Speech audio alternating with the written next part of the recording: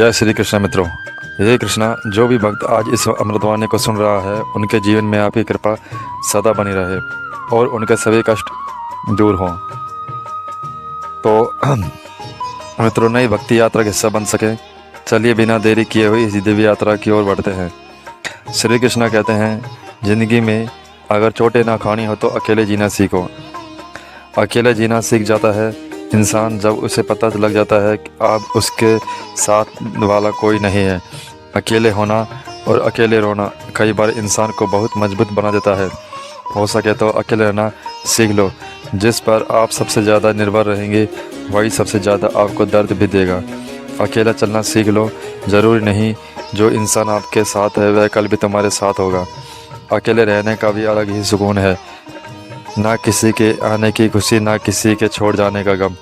दिल के सच्चे लोग भले ही जीवन में अकेले रह जाते हैं, लेकिन ऐसे लोगों का साथ भगवान जरूर देते हैं। ज़िंदगी अनेक मुश्किलों से भरी हुई है और उन मुश्किलों का सामना अकेले ही करना पड़ता है। आपकी समस्या यह है कि आप उन लोगों के लिए भी समुद्र पार कर लेते हैं जो आपके लिए पुल तक पार नहीं करते। अपमान करके दुश्मन बनाने से अच्छा है प्यार करके दोस्त बनाना। पतझड़ हुए बिना पेड़ पर नए पत्ते नहीं आते, ठीक उसी तरह कठिनाई और संघर्ष के बिना इंसान के अच्छे दिन में नहीं आते।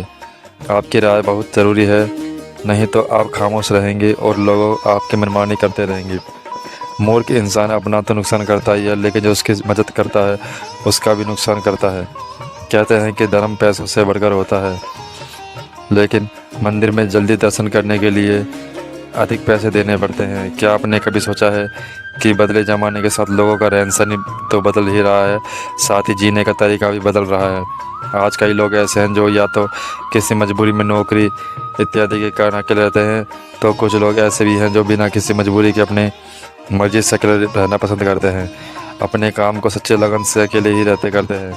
जो लोग अपनी मर्जी से अकेले रहते हैं उनमें न तो बहुत कुछ बुनियादी गुण होते हैं, ऐसे लोग जीवन में जल्दी ही बहुत कुछ हासिल कर लेते हैं, और दूसरी ओर ऐसे भी लोग हैं जो एक पल के लिए भी अकेले नहीं रह पाते। ऐसे लोगों का अकेला पड़ जाना जैसे अंधेरी काल कोठरी में जीन भर के लिए किसी कैदी का पड़ जाना। फिर ऐसे लोग इस भागदौड़ भरी ज़िंदगी में उलझ जाते हैं क्योंकि उनके अकेले रहना पसंद नहीं, खुद के समय ही नहीं, खुद के कामों के लिए समय ही नहीं। ऐसे लोग यह सोच के पछताते हैं कि काश इस भागदौड़ भरी ज़िंदगी में खुद से दूर होकर खुद के लिए समय निकाला होता तो आज ऐसे दिन नहीं आते। पर अकेले रहना हर किसी के लिए वाकई आसान काम नहीं है, और अकेले रहने का मतलब यह भी नहीं है कि हम अपने घर वाले, परिवार वालों, रिश्तों, नातों और मित्रों से दूर रहें। अकेले रहने की भी एक कला होती है जो आगे हम इस कहानी में के माध्यम से समझने की कोशिश करेंगे। हम कैसे एकांत में रहकर अपने काम को, सम्मान को, अपनी प्रतिष्ठा को, अपने उज्जवल भविष्य को कैसे आगे बढ़ा सकते हैं। हम अकेले रहने के उन 7 अमूल्य गुणों के बारे में भी जान लेंगे, तो आप अंत तक इस वीडियो को ज़रूर देखें।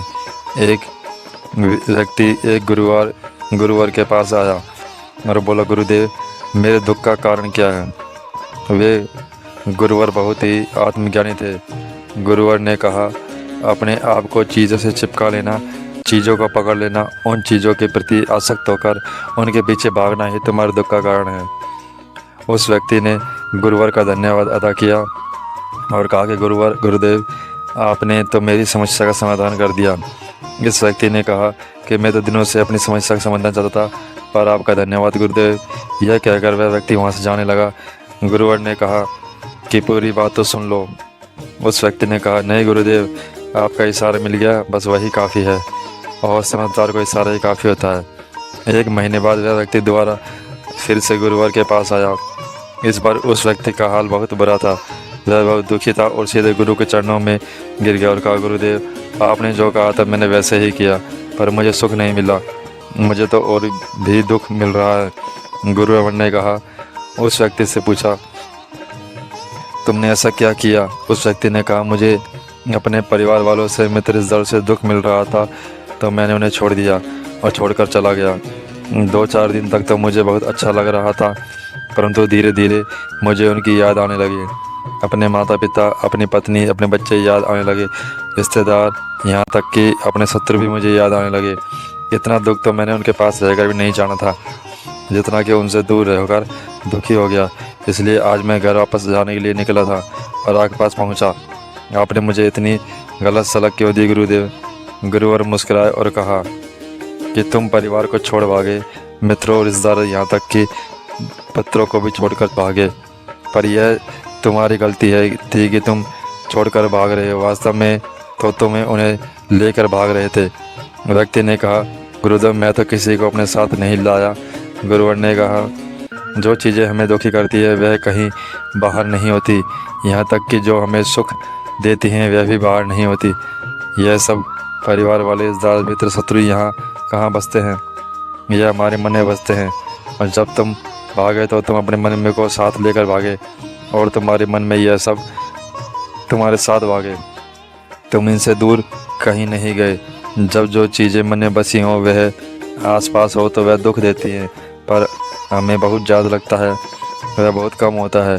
और जब हम इन और चीज़ों से दूर हो जाते हैं, यानी छोड़कर भाग जाते हैं, तब मन उन चीज़ों को पाने के लिए फिर से प्रयास करने लगता है और तभी हर चीज़ें बहुत ज़्यादा दुख देती हैं, जैसे तुम्हें हो रहा है।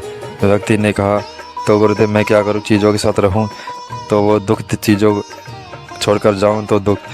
क्या मैंने सिर्फ दुख उठाने के लिए ही जन्म लिया है? गुरुवर जोर से हंसने लगे और कहने लगे, यह बात बिल्कुल सत्य है। यहाँ ये सब सिर्फ दुख उठाने के लिए जन्म लेते हैं, पर यह भी सत्य है कि इन दुखों के पार सुख है और उन सुखों के पार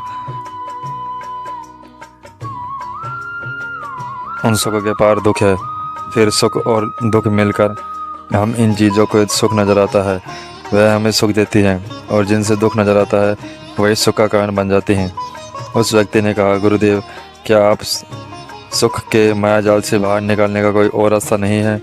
गुरुवर ने कहा, रास्ता तो है। अगर तुम इसी दुनिया में रहना चाहते हो, तो इन सब के साथ रहना चाहते हो, तो तुम्हें एक काम करना होगा। तुम ऐसे ही रहो जैसे कि तुम हो।